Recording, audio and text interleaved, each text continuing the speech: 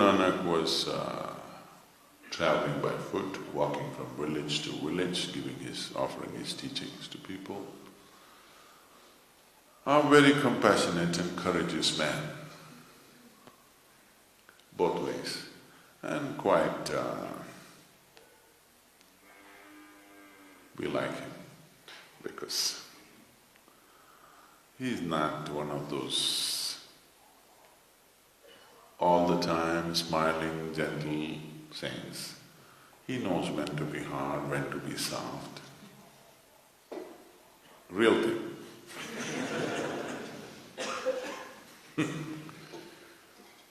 So one day he happened to be a guest in a home of a very rich man in the area.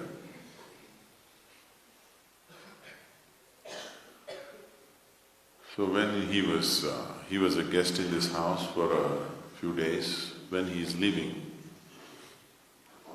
he gave this man a needle, a sewing needle.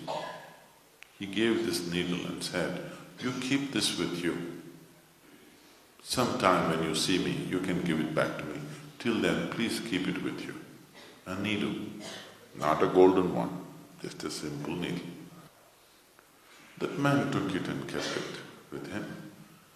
Then after the Guru left, he told his wife, "The Guru gave me a needle and I'm supposed to keep it in safekeeping and give it to him later."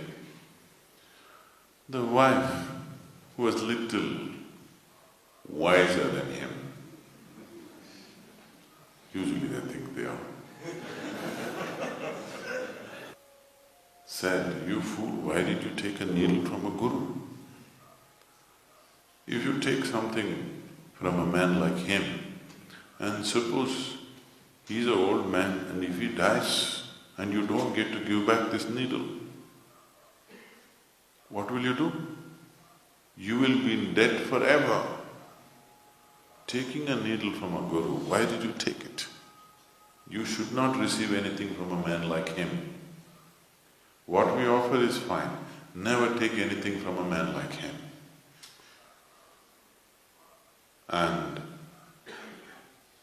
if he dies and goes away, you can't carry this needle to heaven and give it there. It is not possible to take the needle to heaven and return it there. So you will be in debt forever and ever and ever, and you will not be able to wash off that one karma, and it may mean 1,000 lifetimes. This is not a good thing. Just somehow find him and return it to him immediately." So the man started trekking behind the Guru. The Guru walks fast. But slowly, after a couple of months, the man caught up as to where he is. And then he said, "Oh my Guru, I don't want to carry this needle with me because just in case you're an old man, if you die, and I will be left in debt forever. And I know I cannot carry this needle to heaven and return it to you there." So Gurunanak said, "So you know that you can't carry this needle to heaven. You know that, right?" He said, "Yes." "Then when you know this, that you can't carry a needle, what are all these things that you're accumulating?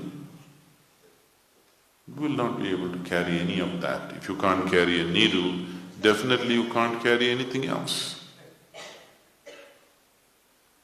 Then the man got the message. He fell at his feet and he went back home, sold everything that he can sell, just kept what is needed for his family, for him and his family.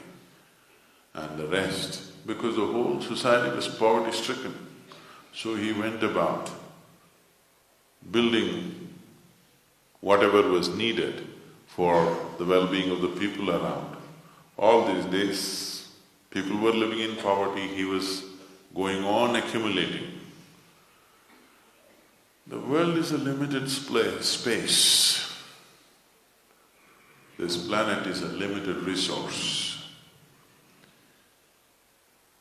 if each individual goes about accumulating endlessly, all that can happen is strife, all that can happen is pain. Unless every individual somewhere fixes it within himself, okay, this is my deal, beyond this I will not go. Rest of my capabilities, I will use it for everybody's well-being. If does not come in a human being, he is a disaster to himself and to the world. The disaster on this planet is not earthquake, not volcano, not a tsunami. The true disaster is human ignorance. This is the only disaster. Ignorance is the only disaster. Enlightenment is the only solution. There's really no other solution, you see. So, spiritual process, if it has to become alive, this is not about renunciation. This is just about living sensibly. Wrong words have been put by external scholars. There is no such word as renunciation in any of the Indian languages, if you don't know this. Yes? There is no such word as renunciation in Sanskrit language. It is the outside scholars who come and say, oh, this man is renounced. No, he's embraced the whole universe and you think he's renounced. That is your understanding, because you cannot think of life without possessing this one part of the planet is mine. Without that you cannot live. Somebody has embraced the whole universe, so he did not think he has to gather it because all the stars belong to him. The whole galaxy belongs to him. He did not think it is necessary for him to gather something and keep it in his bag or in his bank. It did not arise, it did not occur to him. This is not renunciation.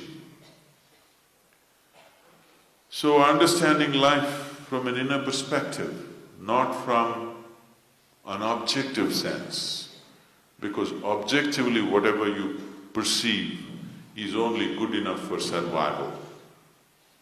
You need a subjective perception.